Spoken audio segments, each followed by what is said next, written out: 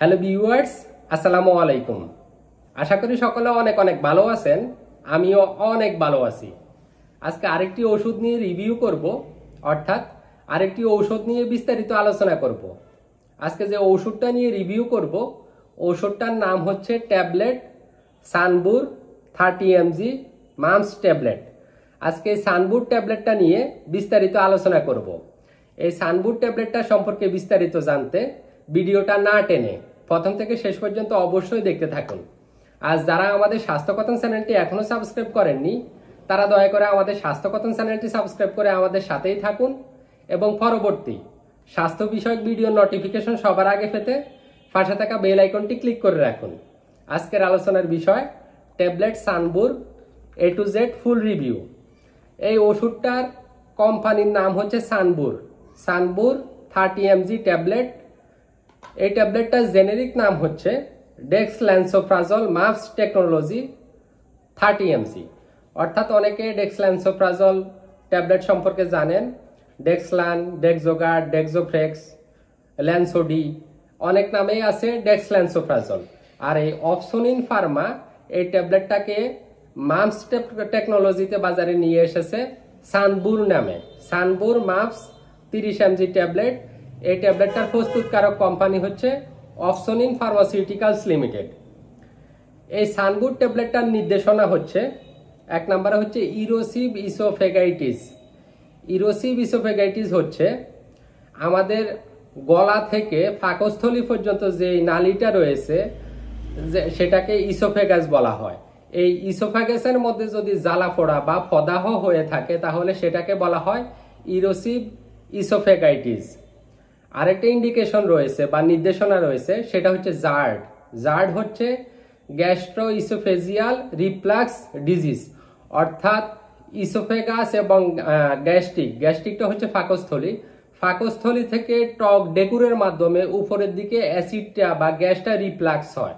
টক ডেকুর, সুয়া ডেকুর বলা হয়, অনেকে সুয়া ডেকুর বলে, অনেকে টক ডেকুর বলে বা অ্যাসিড রিফ্লাক্স বলে। অর্থাৎ পাকস্থলী থেকে ডেকুরের সাথে মনে হয় যে গ্যাসটা উপরে উঠে আসতেছে এবং খাবারগুলো উপরে চলে আসতেছে। এই ক্ষেত্রে এই ট্যাবলেটটা নির্দেশিত। প্রতিনির্দেশনা হচ্ছে হাইপার সেন্সিটিভিটি অফ ডেক্সল্যান্সোপ্রাজল, অর্থাৎ ডেক্সল্যান্সোপ্রাজল গ্রুপের ওষুধের মধ্যে যদি কারো হাইপার সেন্সিটিভিটি বা অসংবেদনশীলতা থাকে তাহলে উনি এই ট্যাবলেটটা খেতে পারবেন না। পার্শ্বপ্রতিক্রিয়ার মধ্যে সাধারণত রয়েছে ডায়রিয়া, ফ্যাট ফাঁপা, ফ্যাট ব্যথা, বমি বমি ভাব এবং বমি। এই পার্শ্বপ্রতিক্রিয়াগুলো দেখা দিতে পারে, তাও খুব অল্প সংখ্যক। প্রতিটা ওষুধেরই পার্শ্বপ্রতিক্রিয়া থাকে, ঠিক এই ওষুধটারও পার্শ্বপ্রতিক্রিয়া রয়েছে। সেটা হচ্ছে ডায়রিয়া, ফ্যাট ফাঁপা, বমি ভাব, ফ্যাট ব্যথা এবং বমি হতে পারে। গর্ভাবস্থা এবং বুকের দুধদানকারী মায়েরা এই ট্যাবলেটটা খেতে পারবে কিনা?